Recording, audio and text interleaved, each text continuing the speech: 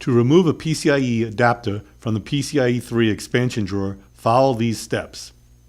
At the rear of the PCIe 3 expansion drawer, put the cable management bracket in the service position.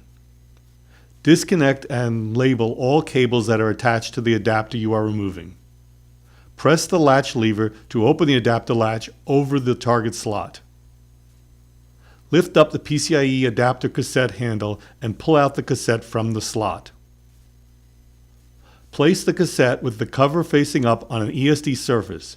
Use the cassette cover as a guide to removing the adapter.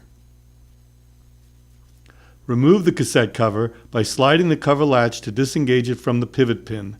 Then lift the cover off the pivot pin and slide the cover off the cassette. Unlock and move the adapter retainers away from the adapter. Unlock the adapter tailstock from its retaining channel. Then rotate and lift the adapter out of the cassette.